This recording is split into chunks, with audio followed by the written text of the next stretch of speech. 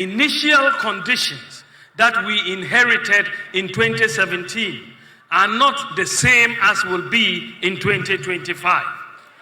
Therefore, my priorities will be different. We have done many good things, and I will be seeking to build upon them.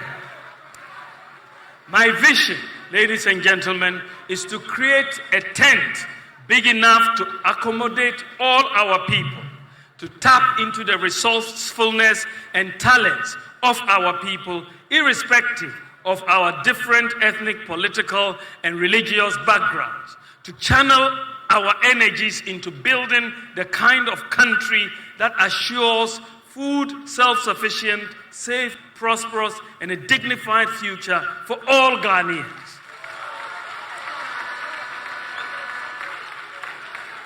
To create sustainable jobs with meaningful pay for all and for Ghana to participate fully in the fourth industrial revolution using systems and data.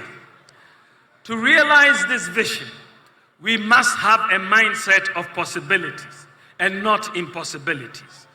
The challenges we must overcome as a country are too important to let our political differences derail us.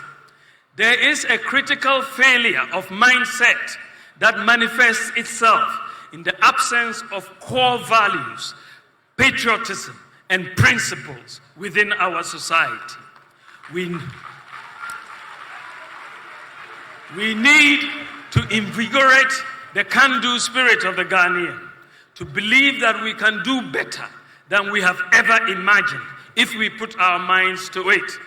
For example, our students from Mamfi Girls Senior High School and Prempeh College have won international robotic competitions against their peers in the US, Germany, and South Korea. We must apply the same mindset of beating the world in robotics, sing-a-thons, and cook-a-thons to every sphere of economic activity. We must believe that it is possible. This must be inculcated in our children from home and in school. This is why we are going to introduce a growth mindset curriculum in our schools to help students build critical skills such as problem solving, risk taking, opportunity spotting, and design thinking. Ladies and gentlemen, in the area of macroeconomic stability, a major goal of my government would be to attain and sustain macroeconomic stability with low inflation, low interest rates, exchange rate stability, and low budget deficits. In terms of prudently managing our expenditures, to reduce the budget deficit and interest rates, my government will enhance fiscal discipline through an independent Fiscal Responsibility Council enshrined in the Fiscal Responsibility Act 2018, Act 982. The Fiscal Responsibility Act will also be amended to add a fiscal rule that requires that budgeted expenditure in any year does not exceed 105% of the previous year's tax revenue. This will prevent the experience of budgetary expenditures based on optimistic revenue forecasts, which many a time do not materialize. Ladies and gentlemen, furthermore, my government will reduce the fiscal burden on government by leveraging the private sector. Under the two-term administration of my boss, His Excellency Nana Addo Dankwa Akufo-Addo's government, we have put in place many social safety nets like free SHS, free TVET, and so on. With all these social safety nets in place, my government will now focus on jobs and wealth creation by the private sector for all Ghanaians. My administration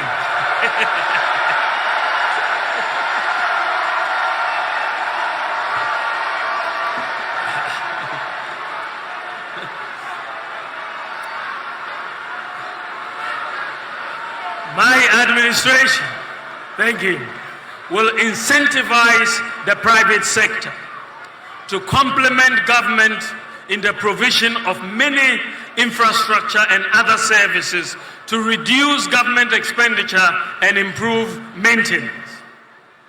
The private sector will be encouraged to build roads, schools, hostels, and houses for government to rent or lease to hold.